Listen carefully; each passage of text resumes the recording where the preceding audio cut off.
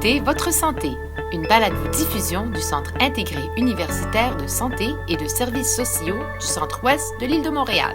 Bonjour et bienvenue à Votre santé. Je m'appelle Carl Thériault. La vie d'un enfant n'est pas toujours simple et remplie de joie. Il arrive que nos jeunes vivent des difficultés de toutes sortes et qui dépassent même leurs parents. Mais il ne faut pas désespérer. Le CIUSS du Centre-Ouest de l'île de Montréal offre des services pour venir en aide à nos plus jeunes et aux adultes dans leur vie. Pour nous en dire davantage sur ces services, j'accueille Sandra Blot. Madame Blot est travailleuse sociale au CLSC de Benny Farm. Bonjour Sandra. Bonjour. Dites-moi, comment on fait pour savoir si notre jeune vit des difficultés? Quels sont les signes? C'est sûr que chaque enfant réagit quand même différemment quand il est confronté à des difficultés. Je dirais que c'est souvent l'accumulation de plusieurs petits signes ou changements, que ce soit au niveau de son humeur ou de son comportement, qui devrait vraiment nous alarmer. Mais de façon générale, on devrait s'inquiéter à partir du moment où un enfant démontre des signes de détresse qui persistent dans le temps. Donc, par exemple, de l'anxiété, de la tristesse, de l'irritabilité ou un sentiment de désespoir. Ensuite, je dirais peut-être aussi, quand un enfant démontre de la démotivation ou des baisses au niveau des résultats académiques, c'est souvent aussi un bon signe que l'enfant peut se trouver dans des situations un petit peu plus difficiles. Souvent aussi, quand un enfant va s'isoler, que ce soit physiquement ou psychologiquement, quand il s'isole de ses proches, de sa famille, de ses amis, ça peut aussi démontrer qu'il est dans une situation ou une phase plus difficile de sa vie. Alors, ça, c'est des changements qui sont majeurs dans le comportement de notre enfant. Ça, c'est des signes importants. Exactement.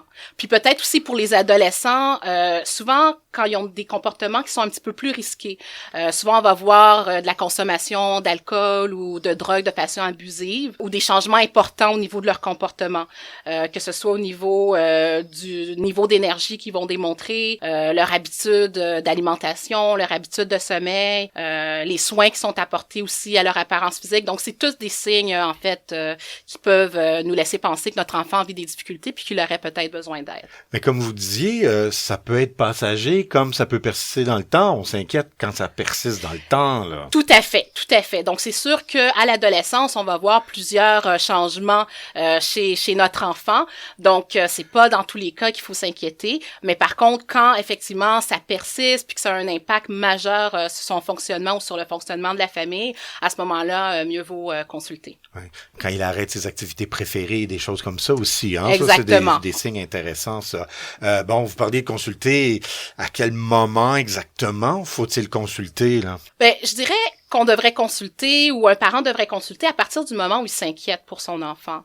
Ou si le parent, en fait, sent qu'il lui manque des outils ou des stratégies pour aider son enfant. Puis aussi, des fois, les parents peuvent vivre eux-mêmes des difficultés puis avoir un impact sur le fonctionnement de leur enfant. Puis à ce moment-là aussi, ça peut être une bonne idée de demander de l'aide parce que si le parent a l'impression qu'une aide extérieure pourrait les aider à retrouver une stabilisation dans la famille, c'est des demandes aussi qui peuvent être acceptées. Oui, justement. Toute la famille peut vivre des difficultés, puis ça impacte les enfants plus particulièrement? Les enfants, les adolescents, dépendamment des difficultés qui sont vécues, oui, ça peut avoir un impact sur un plus large éventail. Qu'offrez-vous comme service ou qu'offrons-nous au CIUSS Centre-Ouest comme service pour venir en aide aux enfants, leurs parents qui vivent des difficultés?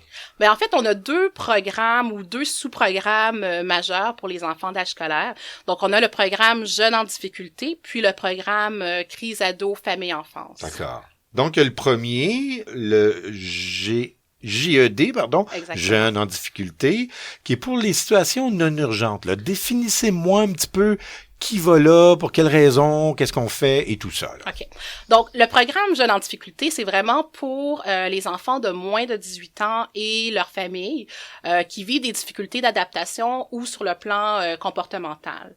Donc, le professionnel va aider la famille à mieux comprendre les difficultés qu'ils rencontrent et à développer les habiletés nécessaires pour faire face à la situation. Puis, l'intervention peut se dérouler aussi bien au CLSC, mais aussi à la maison ou dans la communauté où c'est le plus pertinent pour la famille. Vous avez travaillé dans ce programme-là. Là. Donnez-moi un exemple vraiment fréquent où vous donniez des services cas de figure, quoi, qui pourrait bien illustrer ce que vous faites dans le programme JED? En fait, on voit vraiment des familles avec des difficultés de toutes sortes.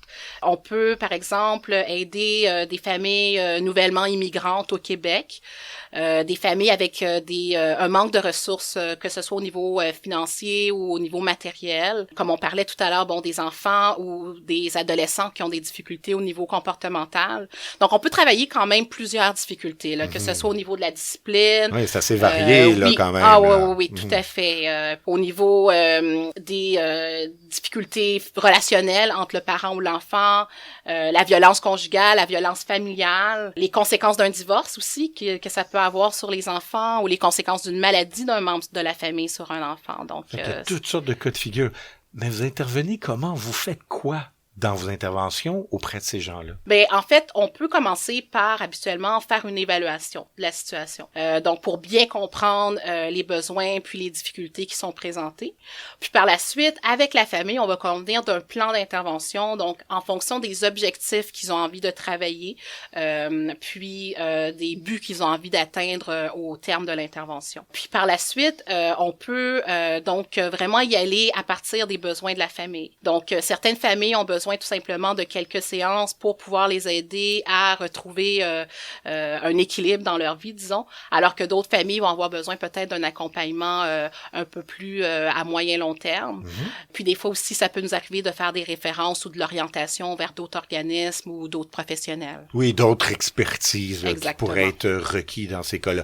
Je prends l'exemple d'une famille nouvellement immigrée. Vous les aidez quoi? À trouver un petit peu leur repère dans la société québécoise? Ou... Encore une fois, chaque situation est vraiment différente. Ce qu'on retrouve beaucoup, ça va être justement des familles qui vont avoir besoin d'être accompagnées, ne serait-ce que pour trouver une école de francisation. Des fois, ça peut être des familles qui, parce qu'elles sont nouvelles immigrantes, n'ont pas nécessairement beaucoup de ressources financières et donc qui ont besoin d'être orientées vers des banques alimentaires. Des fois, ça peut être des familles immigrantes, mais qui ont des difficultés avec leurs enfants directement. Donc, encore une fois, c'est très, très large. Très, très, très varié, hein. Et il y a d'autres situations qui sont peut-être un plus grand défi, quoique c'est tous des défis, là. Il y a les situations de crise, hein. Il y a des interventions d'urgence. Ça, c'est le programme CAF. De quoi ça retourne, ça, exactement? Oui. Donc, le programme CAF, communément appelé Crise ado, famille, enfance ou CAF, c'est un programme d'intervention en situation de crise pour les enfants de 5 à 17 ans et les membres de leur famille, donc, qui sont en crise. Donc, dans les 2 heures qui suivent une demande d'intervention au programme CAF, la famille va recevoir à la maison un professionnel qui va venir les aider à gérer la crise. Par la suite, il y a une intervention court terme, mais intensive qui va être proposée à la famille pour justement essayer de rétablir la situation. Puis les interventions, comme je disais, sont intensives. Donc vraiment, là, quand même, 1 à 3 fois par semaine pour environ 10 à 12 semaines. Ça, c'est assez intensif quand même. C'est quand même assez intensif, effectivement. Parce que la situation l'exige, là. Parce que la situation l'exige, puis parce que le but du programme, en fait, c'est vraiment d'essayer de maintenir l'enfant dans la famille et d'éviter une rupture relationnelle, éviter un placement en centre jeunesse. Donc, on essaie vraiment de mobiliser la famille rapidement pour éviter ces situations un peu plus drastiques. Puis des exemples de crise, ça serait quoi exactement? Bon, encore une fois, ça peut être très varié, mais on voit souvent en fait des parents qui sont dépassés par les difficultés de leur enfant, donc des difficultés comme de l'opposition, de l'impulsivité, de la toxicomanie, de la cyberdépendance. Souvent aussi les relations parents-enfants, encore une fois, qui sont très, très tendues, qui n'arrivent plus à communiquer entre eux. L'enfant qui menace de fuguer, le parent qui, encore une fois, à bout de souffle, menace de faire un placement à la DPJ. Donc, encore une fois, un large inventaire de possibilités. Des vraies crises, hein. Dites-moi, Sandra, qui peut faire une demande de service et comment on procède pour faire ça, là, exactement? OK. Donc, faut savoir qu'au Québec, en général, à partir de 14 ans, un adolescent peut décider de soit refuser ou de consentir à des services. Donc, à partir de cet âge-là, il peut faire une demande de service en lien avec ses propres besoins, donc une demande individuelle, et sans nécessairement avoir à consulter ses parents ou à avoir leur permission. Et ça c'est bon pour les 2 programmes? C'est bon pour les 2 programmes, effectivement. Par contre, un parent peut aussi, de son côté, faire une demande de service, que ce soit une demande individuelle ou pour le couple parental ou familial, mais uniquement dans la mesure où l'adolescent de 14 ans et plus accepte de participer à l'intervention, ou dans le cas d'un enfant de moins de 14 ans, à ce moment-là, il nous faut absolument l'autorisation des 2 parents pour pouvoir lui offrir des services. Qui sont les professionnels qui aident ces jeunes-là et leurs familles? OK. Donc, autant au programme Jeunes en difficulté qu'au programme CAF, l'équipe est composée principalement de travailleurs sociaux et de psychoéducateurs. OK. Et si ça dépasse leurs compétences, qu'est-ce qui se passe? Eh bien, à ce moment-là, on peut faire une référence quand c'est nécessaire, encore une fois, soit vers des professionnels qui ont l'expertise, donc dans un autre programme du CLSC, ou à l'externe avec nos partenaires. Ah, parfait. Dites-moi en terminant, Sandra, c'est super intéressant tout ça. D'après ce que vous voyez depuis le début de votre carrière ou selon les données qui existent, est-ce que nos jeunes vivent plus de difficultés qu'avant? Bon, c'est certain que j'ai pas lu nécessairement d'études à ce sujet, mais je serais plus portée à penser que ce sont plutôt les difficultés qui se présentent différemment de nos jours. Par exemple, avec toutes les nouvelles techniques de communication, Internet, etc.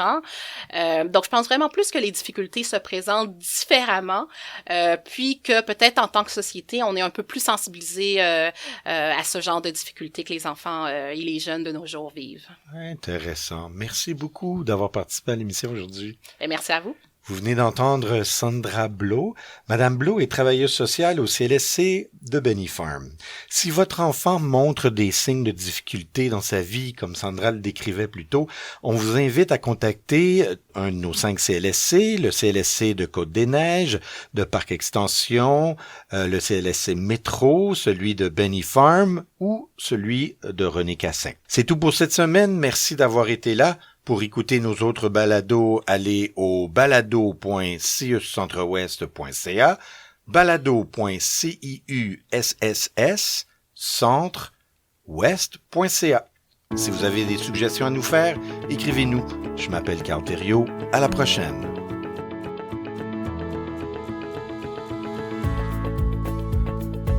Vous écoutiez Votre santé, une balado-diffusion produite par le service des communications du Centre intégré universitaire de santé et de services sociaux du Centre-Ouest de l'Île de Montréal. Au plaisir de vous retrouver pour une autre édition de Votre santé.